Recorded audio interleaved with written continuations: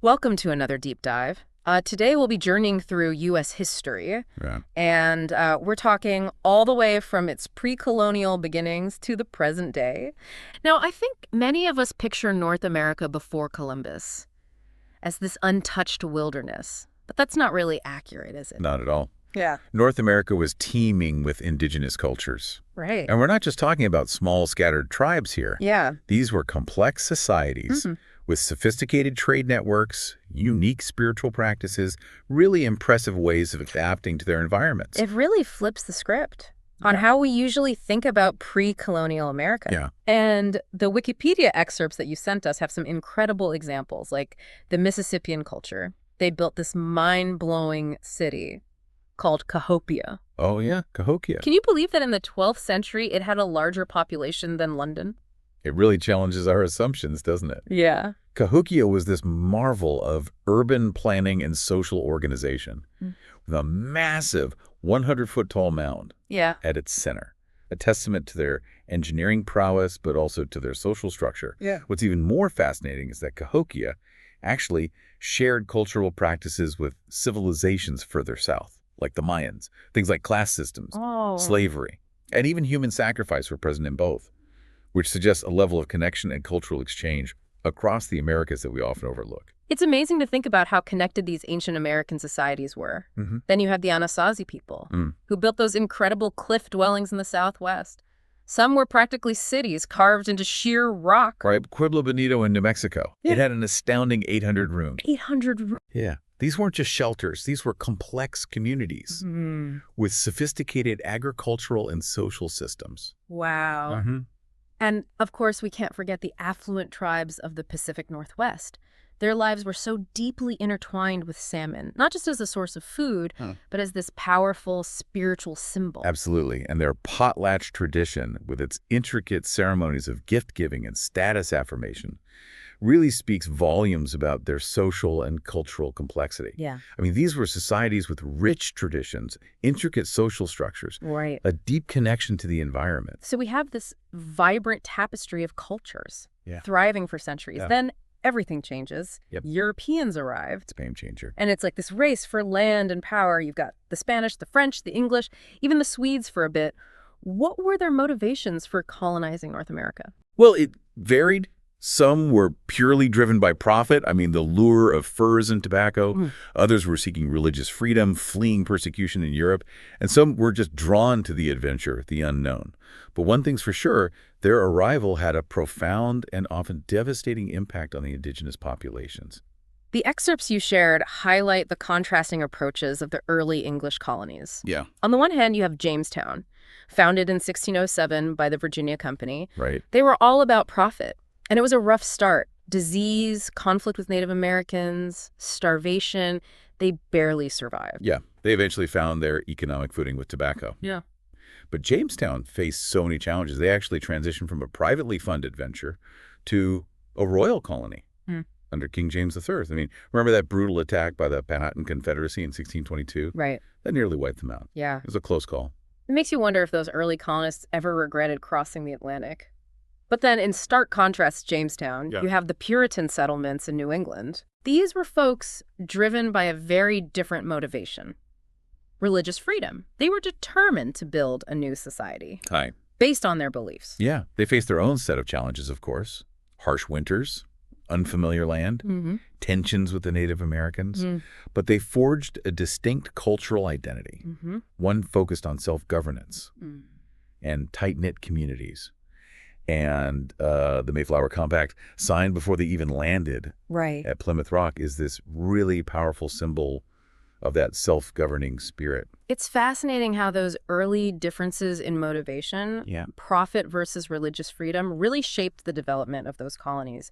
But even as these colonies were growing, tensions were simmering with the British Crown. Oh, absolutely. Like a slow burn that lasted for over a century before finally exploding into revolution. Exactly. And it wasn't just one single event that led to the break either. I mean, the tensions grew gradually, fueled by discontent with British policies. You think about mercantilism. Right. Those restrictive trade policies that benefited England at the expense of the colonies. Yeah. Then you have those infamous taxes, the Stamp Act, the Tea Act, levied without the colonists having any say in the matter. It all boiled down to a fundamental question. Did the colonists have the same rights as those living in England? It was like they were saying, hey, we're loyal British subjects, but we deserve representation. No taxation without representation. And the more those rights were denied, the louder their calls for independence became. And you can't underestimate the influence of the Enlightenment during this period either. Yeah. Its emphasis on reason, individual rights, limits on government power, really resonated with the colonists' grievances. Yeah. They saw themselves as heirs to this tradition of republicanism, where power resides in the people, not in a distant monarch. It was a radical idea at the time. So it wasn't just about taxes and tea parties. It was about these fundamental ideas. Liberty, equality, self-governance. Right. And those ideas, simmering for years, finally led to that momentous declaration in 1776. The Declaration of Independence was more than just a list of complaints. It was a powerful articulation of universal principles. You know, all men are created equal, endowed with certain unalienable rights, including the right to life, liberty, and the pursuit of happiness. Those words resonated far beyond America's shores. It's a document that still inspires and provokes debate today. But declaring independence was one thing. Winning it was another. The colonists faced a mighty foe in the British Empire. It was a classic David versus Goliath scenario, a ragtag group of colonists taking on the world's most powerful military force. Right. But they had something the British lacked, this fierce determination to fight for their freedom, a willingness to sacrifice everything for their cause. And they had some brilliant military minds on their side, like George Washington, but they also had help from some unexpected places. Remember those alliances with France and Spain? Oh, yeah. Crucial. Traditional enemies of Britain. They were crucial in tipping the scales in favor of the American colonists. It's a reminder that global politics Right. is a complex game. It is. Alliances can shift, enemies can become allies. It's a testament to the diplomatic skills of the Founding Fathers that they secured those vital foreign alliances. The American Revolution wasn't just a colonial rebellion. It had global implications, shifting the balance of power in Europe and beyond. Exactly. So after a long and bloody conflict, the Treaty of Paris was signed in 1783. American independence was officially recognized. But winning the war was just the first step. They'd overthrown a king. But could they actually create a lasting republic? That was the challenge, wasn't it? This fragile new nation, facing internal divisions and external threats, was about to embark on a journey filled with challenges, compromises, and ultimately a remarkable transformation. And it all started with this question. How do you balance individual liberty with the need for a strong, unified nation? It's the fundamental tension at the heart of the American experiment. And their first attempt, the Articles of Confederation, leaned too heavily on the side of individual states' rights. It quickly became clear that a stronger central government was needed, one that could effectively tax, regulate commerce, and raise an army. There was a real fear that the nation would crumble under its own internal divisions. So the Founding Fathers gathered in Philadelphia in 1787 for the Constitutional Convention. What a pivotal moment. They debated, they compromised, and they ultimately created a document that stood the test of time. Still going strong. The United States Constitution. It was a remarkable achievement. I mean, the Constitution, with its ingenious system of checks and balances, the division of powers, and the Bill of Rights, guaranteeing individual freedoms, laid the groundwork for a system of governance. That, while not perfect, has proven to be incredibly resilient. Ratification wasn't a sure thing, though, was it? There were fierce debates between Federalists, who wanted a strong central government, and Anti-Federalists, who were wary of centralized power. Those debates were passionate, intelligent, and ultimately incredibly productive. Democracy in action, citizens engaged in reasoned discourse, shaping the destiny of their nation. But even with a new constitution in place, the young republic faced immense challenges. Right. I mean, a fragile economy, deep political divisions, and the looming specter of slavery. It was a nation grappling with its own contradictions. And at the helm was George Washington, the first president. He set a powerful precedent for leadership, establishing the authority of the federal government while carefully avoiding the trappings of monarchy. He understood that delicate balance between power and restraint, a model for future presidents. And then you have Alexander Hamilton, the first Secretary of the Treasury. Brilliant mind, saw the need for a strong national bank to stabilize the economy, establish the nation's financial credibility. He also envisioned a future where American industry would flourish. They were laying the foundation for the economic powerhouse the United States would become. But all the while, the issue of slavery cast a long shadow. A moral stain. Yeah. On the very ideals of liberty and equality that the Republic was founded on. The framers of the Constitution, while acknowledging the evils of slavery, ultimately compromised, allowed it to continue. In the name of national unity. Right. It was a decision that would have some profound and tragic consequences, Wow. delaying a reckoning with this fundamental injustice, and setting the stage for the Civil War decades later. And so, with that uneasy compromise in place, the early republic began to rapidly expand. The Louisiana Purchase in 1803 doubled the size of the nation, Huge. opening up vast new territories for exploration and settlement. A transformative event. It set in motion this relentless westward movement that would shape the destiny of the nation, pushing its boundaries all the way to the Pacific Ocean. And with that westward expansion came the Lewis and Clark expedition, commissioned by President Thomas Jefferson. A remarkable journey of exploration, charting a course through this vast wilderness, encountering diverse Native American tribes, documenting the incredible biodiversity of the continent. It's easy to romanticize that westward expansion. Oh, yeah. But it came at a cost, didn't it? Absolutely. I mean, the displacement of Native American tribes, often through violence and broken treaties. Right. It's a dark chapter in American history. Yeah. And as the nation expanded westward, the debate over slavery intensified, Right. further dividing the nation. It was a moral question that would haunt the conscience of America and eventually lead to a devastating conflict. And so we come to the mid-19th century, a nation on the brink, a nation divided. A nation heading towards a tragic and transformative conflict. The Civil War. The defining moment in American history. A clash of ideologies, of economic systems, and of social structures. That would change the course of the nation forever. It's incredible to think about the scale of the division. Brother against brother. Families torn apart. A nation wrestling with its own soul. It was a culmination of decades of simmering tensions over slavery, states' rights, and the very meaning of America. It pitted the industrialized North, with its reliance on free labor, against the agrarian South, deeply dependent on enslaved labor and a hierarchical social order. It's hard to grasp the sheer scale of the conflict, the hundreds of thousands of lives lost, the families shattered, the nation torn apart. The election of Abraham Lincoln in 1860 was a turning point. I mean, Lincoln, a Republican opposed to the expansion of slavery, was seen as a threat by the Southern slaveholding elite. Right. His victory triggered a wave of secession. 7 Southern states declared their independence and formed the Confederate States of America, setting the stage for a conflict that would test the limits of American resilience and redefine the nation's future. And then the attack on Fort Sumter in April 1861 ignited the war. It was a brutal and protracted conflict, a war fought not just on battlefields, but also in the hearts and minds of a nation, grappling with its own fundamental contradictions. The early battles, like the First Battle of Bull Run, really shattered any illusions of a quick and easy victory. It became clear that this would be a long and bloody struggle.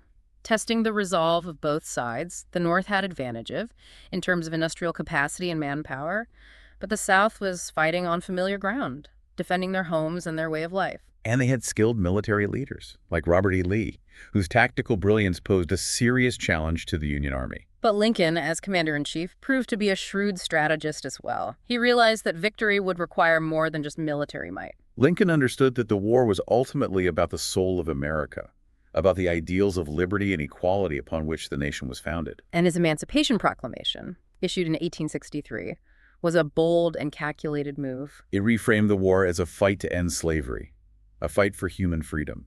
It's fascinating because on the surface, it didn't actually free that many slaves at the time. Right. It only applied to Confederate states where Lincoln had no real authority to enforce it. So what made it such a turning point? It was a powerful symbolic gesture. Okay. A moral declaration that aligned the Union cause with the principles of human freedom.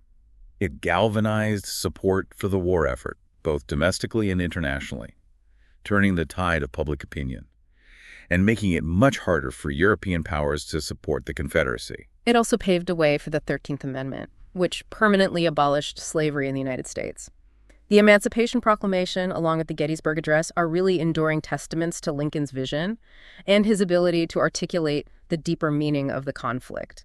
And then you have key figures like Ulysses S. Grant, Lincoln's most trusted general, his relentless pursuit of Lee's army, and his strategic brilliance, led to crucial Union victories at Vicksburg and Gettysburg, ultimately culminating in Lee's surrender at Appomattox Courthouse in 1865. The Civil War was a watershed moment, marking the end of slavery and reaffirming the principle of national unity. But the legacy of that conflict, the scars of division, and the unfinished work of racial justice continue to resonate in America today. Reconstruction, the period following the Civil War, was a time of both promise and turmoil. The nation grappled with the challenges of integrating formerly enslaved people into society, rebuilding the shattered South, and healing the deep wounds of war. The 13th, 14th, and 15th Amendments to the Constitution, passed during Reconstruction, were monumental achievements. Yeah, they abolished slavery, guaranteed equal protection under the law, and granted voting rights to black men. It seemed like a new era of equality and justice was dawning. But progress was met with fierce resistance. Yeah, white Southerners, clinging to the remnants of their former power, determined to maintain white supremacy, enacted Jim Crow laws. This system of segregation and disenfranchisement effectively stripped black people of their newly won rights. And tragically, the Ku Klux Klan emerged, a white supremacist terrorist organization that used violence and intimidation to terrorize black communities and undermine efforts toward racial equality. It's a reminder that the fight for racial justice, ignited during the Civil War, would be a long and arduous journey. Despite the setbacks of Reconstruction, the late 19th century saw the United States undergo a period of rapid industrialization and economic growth. Yeah, the nation transformed from a primarily agrarian society into an industrial powerhouse, fueled by technological innovation, abundant natural resources, and a massive wave of immigration. The completion of the Transcontinental Railroad in 1869 was a powerful symbol of that transformation, physically connecting the East Coast to the West Coast, opening up vast new markets. It was a period of tremendous opportunity, but also one of increasing inequality. The gap between the wealthy elite and the working class grew wider. The rise of industrial capitalism created new challenges: labor unrest, urban slums, environmental degradation, and the influx of immigrants, while providing much-needed labor, also led to social tensions and a backlash against newcomers. It was a period of immense change, and not everyone benefited equally. It's during this time that the Progressive Era emerged, a movement driven by reformers who believed in social justice and the power of government to address societal ills. They pushed for a wide range of reforms: labor rights, women's suffrage, environmental conservation. Yeah, it was a period of significant legislative achievements. The Sherman Antitrust Act aimed to curb the power of monopolies, while the Pure Food and Drug Act sought to protect consumers from unsafe products. The seeds of many of the social welfare programs and regulatory agencies we have today were planted during the Progressive Era. And let's not forget the decades-long struggle for women's suffrage. It finally culminated in 1920 with the passage of the 19th Amendment, granting women the right to vote. It was a hard-fought victory for equality, and it reshaped the political landscape. At the same time, the United States was emerging as a global power. The Spanish-American War in 1898 marked a turning point, a step toward American expansion beyond its continental borders. The U.S. acquired territories like Puerto Rico, Guam, and the Philippines. It was a period of growing influence, but also of increasing entanglement in global affairs. And then came World War I, erupting in Europe in 1914. President Woodrow Wilson initially tried to maintain American neutrality. But the sinking of the Lusitania and the Zimmerman telegram pushed the U.S. into the war in 1917. Wilson framed it as a war to make the world safe for democracy, a lofty goal that resonated with many Americans. American intervention was decisive in securing an Allied victory. But the war's aftermath left the nation deeply divided. Wilson's vision for a new world order, embodied in the League of Nations, was ultimately rejected by the U.S. Senate. And that rejection had far-reaching consequences. I mean, the U.S. retreated into isolationism, which arguably contributed to the instability that led to World War II. But in the immediate aftermath of World War I, there was a sense of relief, a yearning for normalcy. And that's when the Roaring '20s came along. A decade of economic prosperity and this burst of cultural energy. Jazz music, flapper fashion, a sense of liberation. Experimentation. It was an exciting time. But beneath that exuberance, there were underlying social tensions. And economic inequality. That would soon surface. The stock market crash of 1929 shattered the illusion of endless prosperity. And ushered in the Great Depression, a decade of economic hardship that would test the very fabric of American society. Unemployment soared, businesses crumbled, and millions were plunged into poverty. It was a period of despair and disillusionment, a time that shook the nation's confidence, but it also spurred a new era of social and political reform. Franklin Delano Roosevelt was elected president in 1932 on a promise of hope and a New Deal for the American people. Roosevelt's New Deal was a radical departure from the laissez-faire approach to government. His administration implemented a wide range of programs: Social Security, rural electrification, public works projects. These programs provided relief for the unemployed, stimulated economic growth, and fundamentally reshaped the role of government in American life. It brought about this significant expansion of the federal government's responsibilities for social welfare and economic regulation. A transformative period that redefined the relationship between the government and its citizens. But as the nation was struggling to recover from the Great Depression, a new threat was emerging in Europe. The rise of Nazi Germany and the outbreak of World War II in 1939 once again thrust the United States onto the world stage. Despite strong isolationist sentiment in the country, Roosevelt understood the gravity of the threat posed by Nazi aggression. Yeah. He provided crucial aid to Great Britain and other allied nations. Right. But as the Japanese attack on Pearl Harbor in December 1941, that galvanized American public opinion and brought the United States fully into the war. It was a moment that stunned the nation. The surprise attack on Pearl Harbor unified Americans against a common enemy and ignited a massive mobilization of resources and manpower on a scale never before seen. The United States became the arsenal of democracy, its factories churning out tanks, planes, ships, and munitions that fueled the Allied war effort. American men and women served with courage and distinction on battlefields across Europe and the Pacific. And on the home front, Americans rallied behind the war effort, rationing goods, planting victory gardens, and working tirelessly to support the troops overseas. The United States played a decisive role in the Allied victory, but the cost was staggering. Millions of lives were lost, cities were devastated, and the world was left grappling with the horrors of the Holocaust, a genocide that exposed the darkest depths of human depravity. But from the ashes of war, a new world order emerged. The United States, relatively unscathed by the war's destruction, found itself as a superpower, a leader on the global stage. The United Nations, founded in 1945, embodied the hope for a more peaceful and cooperative world. Right. But the dawning of the Cold War would soon cast a long shadow over that hope. It's incredible how the world shifted so dramatically. The U.S. went from isolationism to becoming a global superpower in a relatively short period. And this new role came with immense responsibility and unprecedented challenges. Right. What were some of the defining features of the Cold War, and how did it shape American society and foreign policy? It was like this global chess match between the United States and the Soviet Union. Right. Two superpowers with very different ideologies. How did that rivalry impact American society? Well, it was a time of heightened tensions, a constant fear of nuclear war, the sense that the world was teetering on the brink of annihilation. Yeah. And the Cold War really permeated every aspect of American life. Influenced foreign policy, of course, leading to interventions in Korea and Vietnam. You're right. It wasn't just some abstract geopolitical game. No. It had real-world consequences. Real-world consequences. Leading to actual wars and conflicts. Exactly. And domestically, the Cold War fueled a climate of paranoia and suspicion. I mean, McCarthyism. Right. With its witch hunts for suspected communists. Created this chilling effect on free speech and dissent. It's almost hard to believe that people were afraid to speak their minds, afraid of being labeled a communist. It shows how deeply this rivalry infiltrated American society. It did. It created this culture of conformity and a fear of anything that seemed even remotely subversive. But amidst this Cold War anxiety, a powerful movement for social justice was gaining momentum.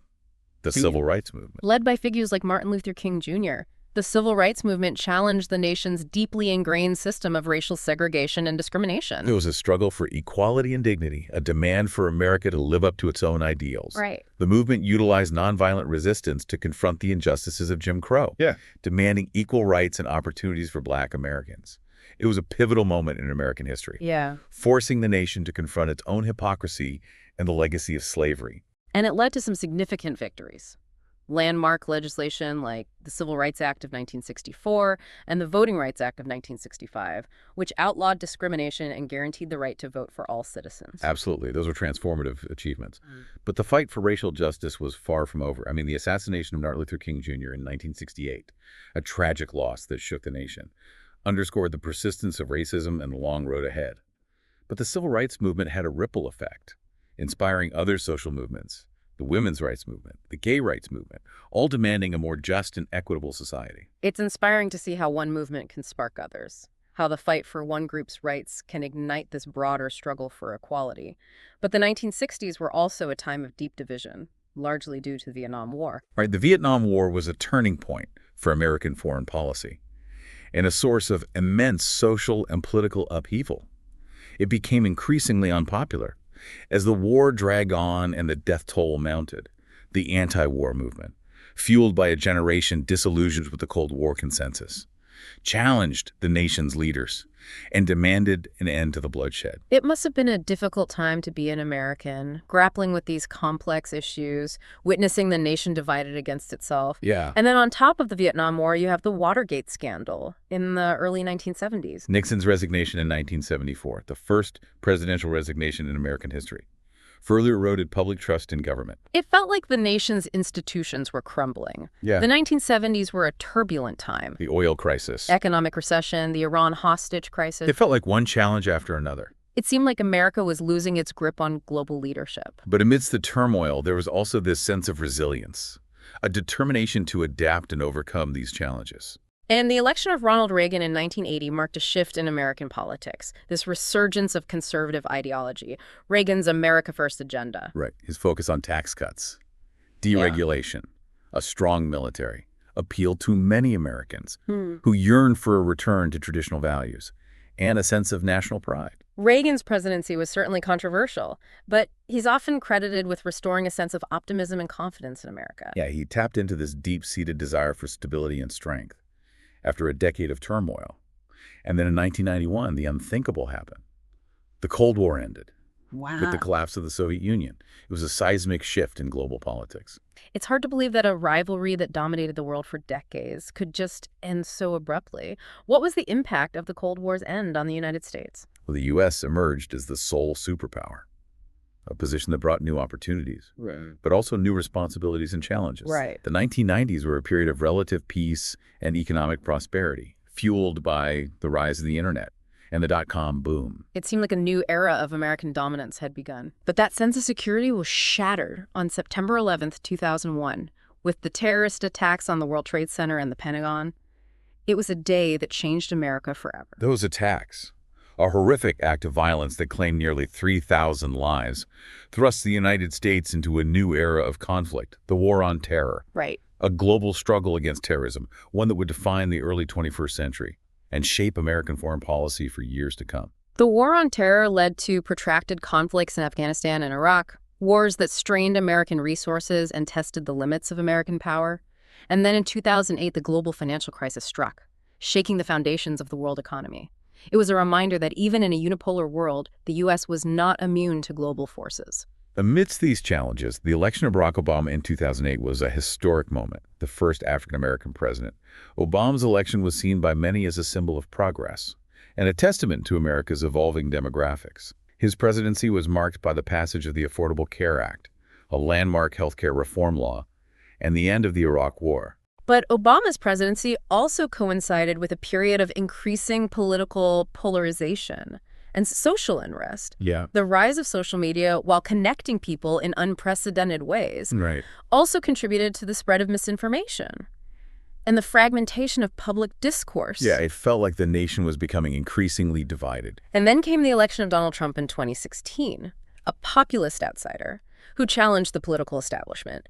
Trump's victory exposed the deep divisions in American society and ushered in an era of political turbulence and uncertainty. His America First agenda, his confrontational style, and his withdrawal from international agreements marked a sharp break from the past. And the 2020s have been a tumultuous decade, marked by the COVID-19 pandemic, a global health crisis that tested the resilience of the United States, and the resurgence of the Black Lives Matter movement. a powerful call for racial justice.